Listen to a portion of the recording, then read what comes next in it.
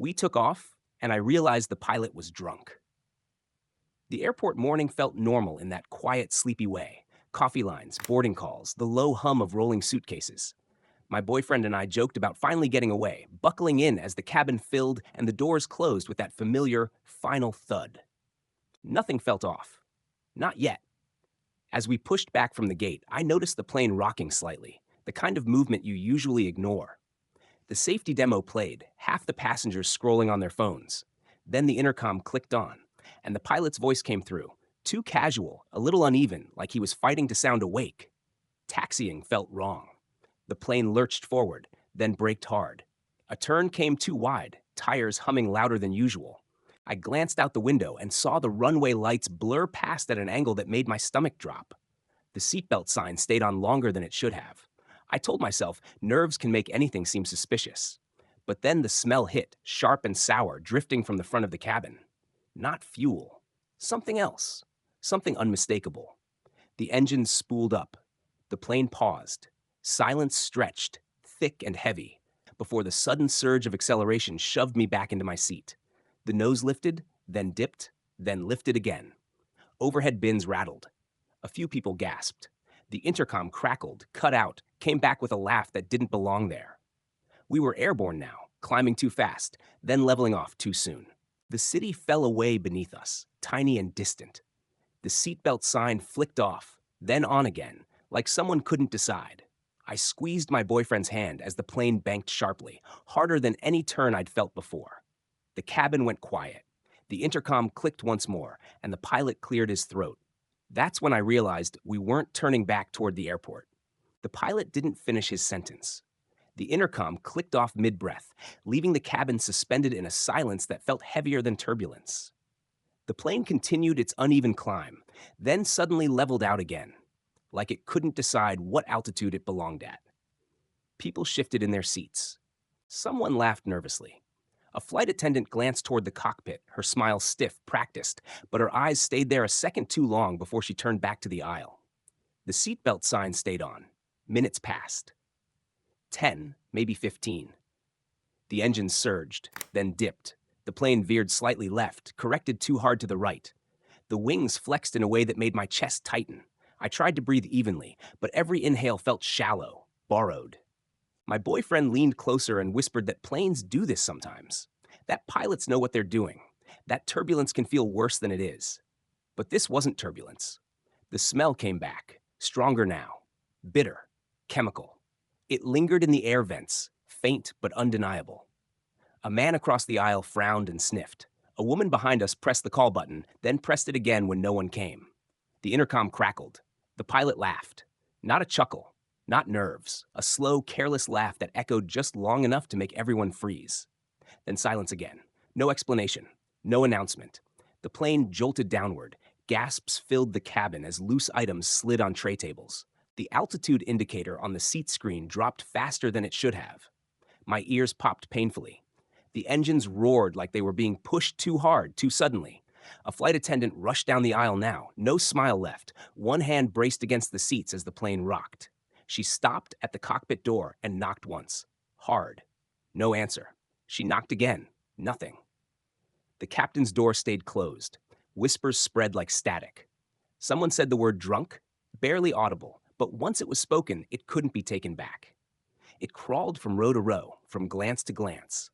A man stood up despite the seatbelt sign, demanding answers. Another passenger pulled out their phone, trying to record, trying to call, only to realize there was no signal this high. The plane banked sharply. Overhead bins rattled violently, one popping open and spilling a bag into the aisle. A child began to cry, then scream. The engines cut back suddenly. The sound dropping so fast it felt like the plane was falling into a void. The intercom came on again, this time with feedback screeching through the cabin. The pilot's voice slurred. He tried to say our cruising altitude. He got the numbers wrong. Paused, corrected himself, then forgot what he was saying entirely. The intercom cut out mid-word. The flight attendant backed away from the cockpit door, her face pale. She grabbed the phone mounted near the jump seat and spoke into it urgently, too quietly to hear. Her hands were shaking. Then the co-pilot's voice came through. Clear, sharp, panicked. He apologized. over and over. He said there was a situation in the cockpit. He said they were working on it.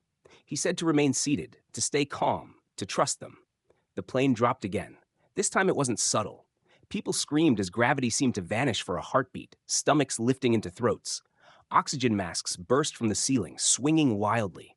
The cabin filled with chaos, shouts, crying, prayers whispered under breath. The co-pilot came back on, his voice strained now. He said the captain was unresponsive. He said he was attempting to take control. Attempting. The word echoed in my head louder than the engines. The plane shuddered violently as if resisting him.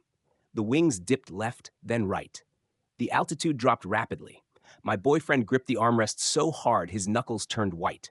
I could feel my pulse in my ears, every second stretching thin. Below us, clouds tore open. I saw land, too close. The co-pilot shouted something off mic. Alarms blared, shrill, relentless. The co-pilot shouted something off mic. Alarms blared, shrill, relentless. The engine screamed as he pulled up hard, the force pinning everyone back into their seats. The nose lifted just enough to miss the terrain beneath us, the ground rushing past like it was angry we'd escaped it. Silence followed. Not relief, not calm, just stunned, breathless quiet. For a moment, no one moved, no one spoke. The oxygen mask swayed gently above us, tapping against foreheads and seats, a reminder of how close we had come. My hands were shaking so badly, I had to press them flat against my thighs to stop them. The plane climbed again, slowly this time, painfully controlled. Every second felt borrowed. The intercom clicked on, and the co-pilot's voice returned, hoarse and stripped of any confidence he'd had before. He said we were diverting to the nearest airport. He said emergency crews would be waiting. He said the situation was stabilized. No one believed him, but no one argued either. We were too tired, too scared, too aware that survival had already taken more luck than we deserved. The rest of the flight passed in fragments. Short announcements that said very little. Long stretches of silence where the only sound was the engines struggling to keep us steady. The cabin smelled like fear, recycled air, and something sour that wouldn't fade no matter how many times the attendants walked the aisle. When the runway finally appeared through the window, people started crying before we even touched down. Some clapped too early, hands trembling. Others just closed their eyes and whispered whatever prayers they still remembered. The landing was brutal. The tires slammed into the runway, the plane bouncing once, then swerving sharply before correcting. Brakes screamed. Luggage shifted violently. Someone was thrown forward against their seatbelt and sobbed out loud.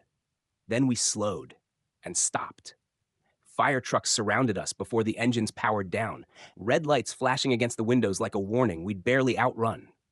Emergency crews boarded immediately, voices loud, commands firm, grounding us back in reality.